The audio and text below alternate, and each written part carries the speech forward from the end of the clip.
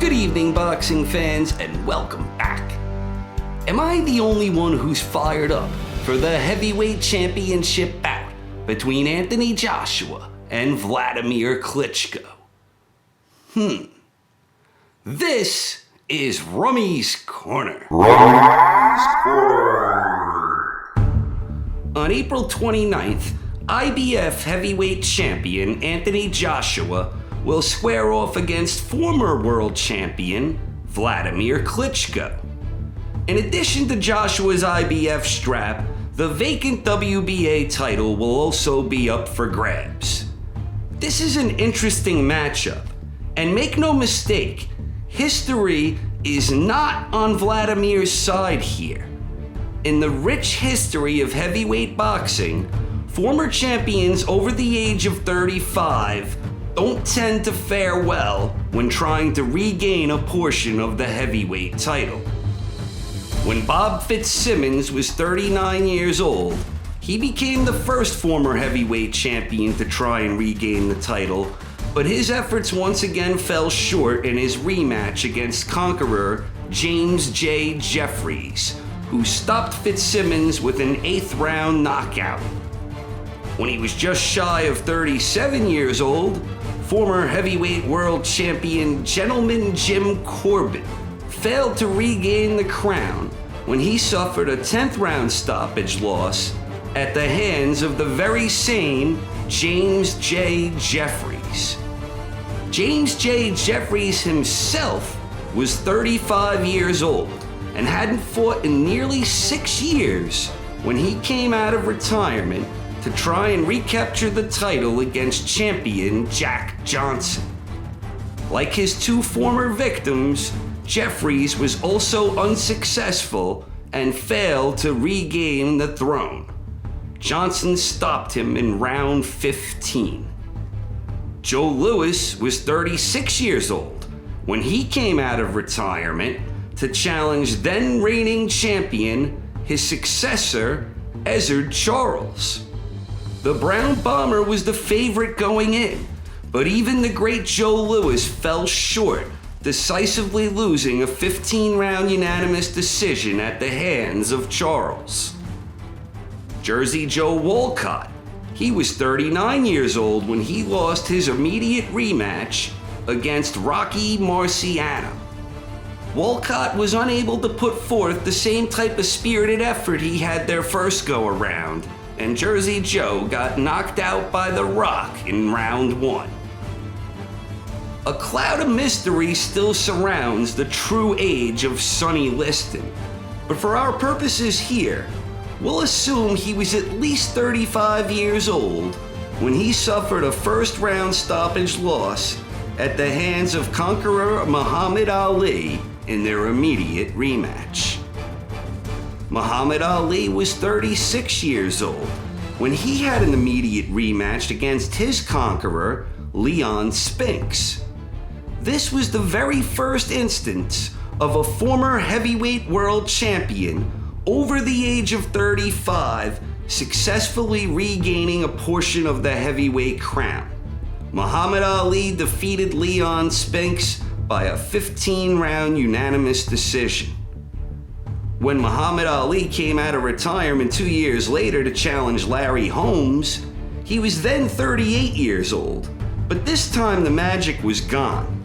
The Eastern Assassin proceeded to dominate the former heavyweight great, putting on a one-sided exhibition before Ali's corner threw in the towel after the 10th round.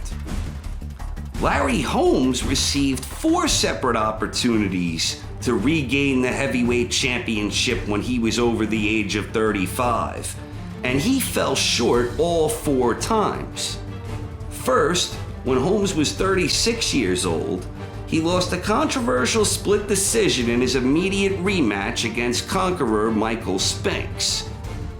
Next was when Holmes was 38 years old and he came out of retirement getting brutally stopped in 4 rounds by undisputed heavyweight champion Iron Mike Tyson.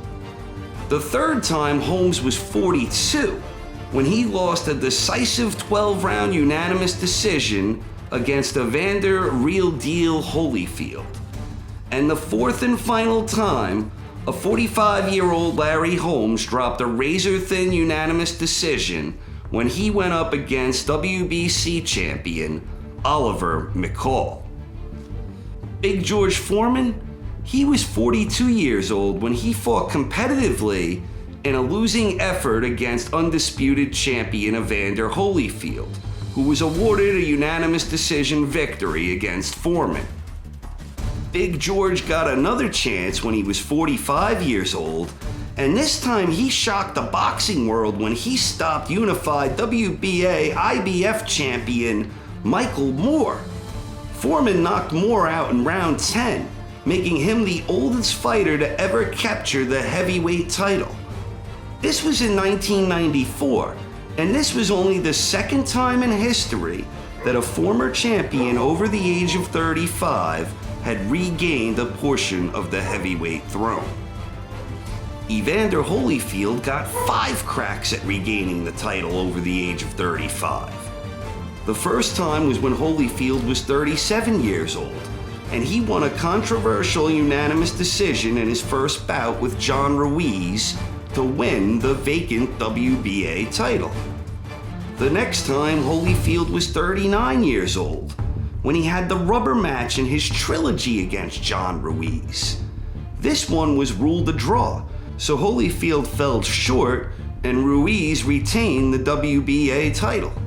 The third time, Holyfield was 40 years old, and this time he was outworked and out-hustled by Chris Byrd when the two had battled for the vacant IBF strap.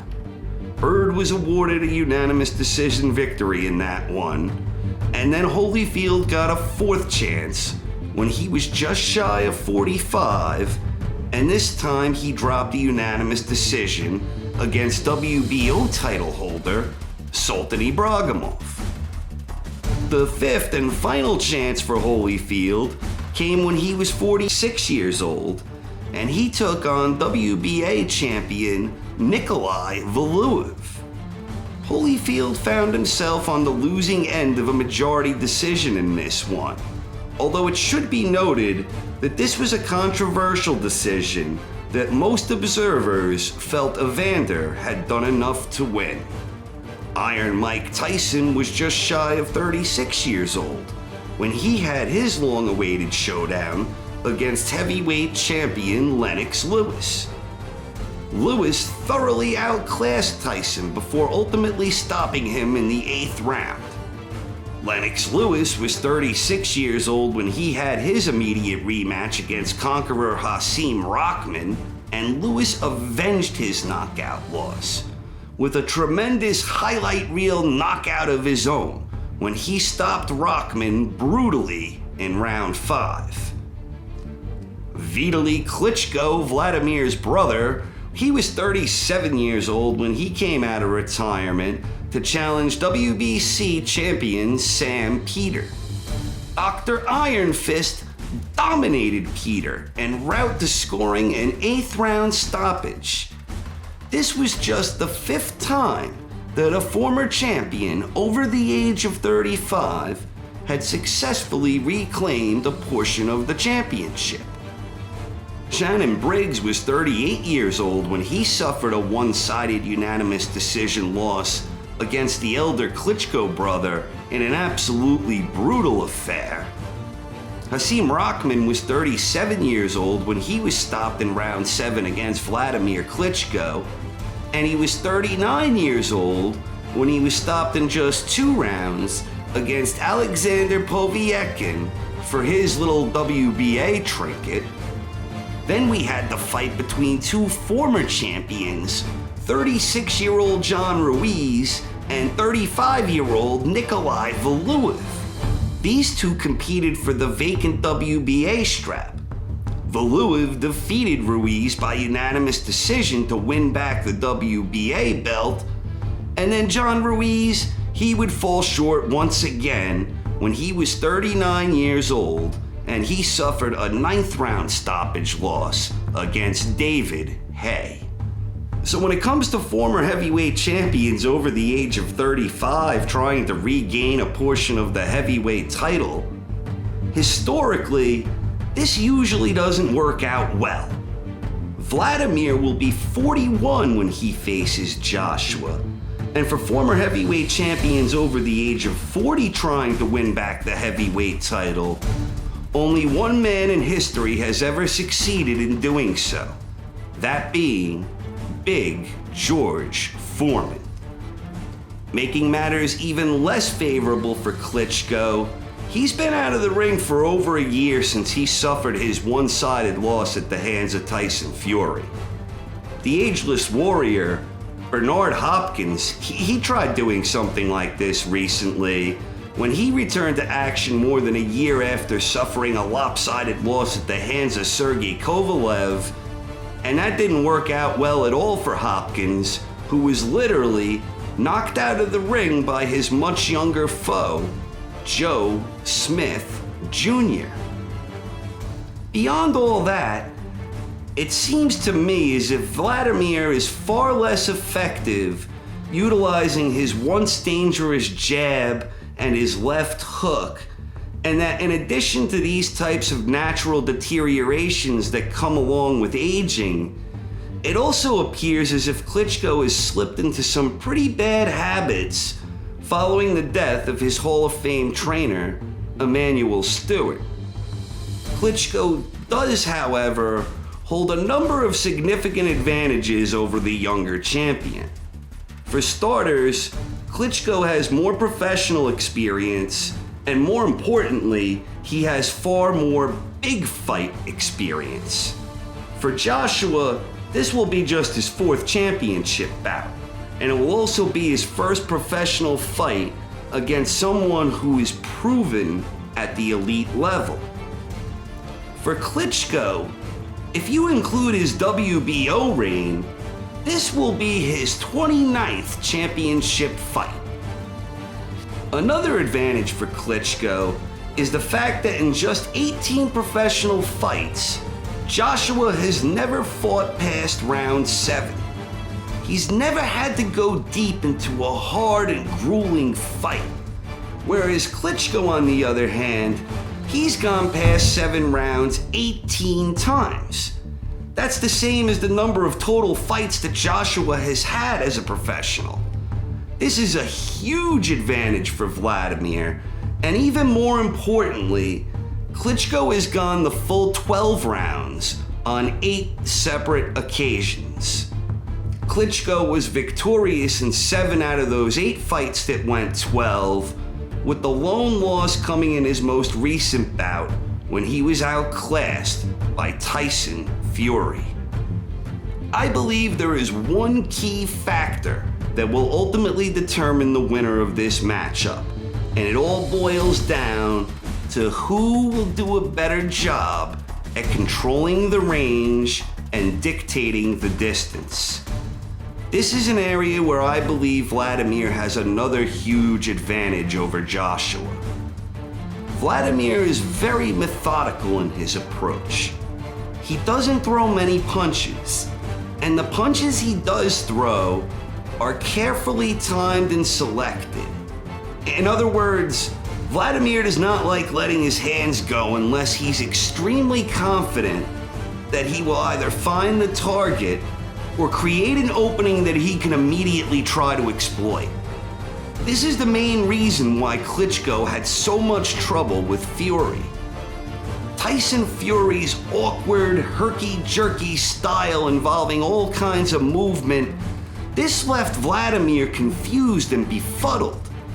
Klitschko wouldn't pull the trigger because he was never able to predict or time Fury's offbeat rhythm. When Wladimir can't find the target, he's usually more defensively oriented. And Wladimir has a good defense, don't make a mistake about that either. Even Tyson Fury was never able to truly land an abundance of flush shots. Wladimir was still slippery and elusive in there for the most part.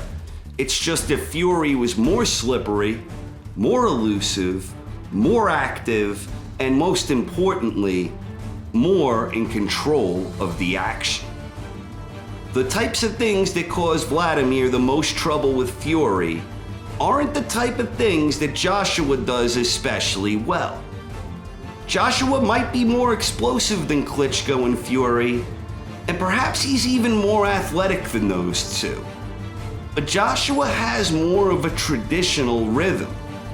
Joshua does do a lot of things well, but his pacing, his rhythm, his mannerisms inside the ring, these are all far more conventional than those of Tyson Fury.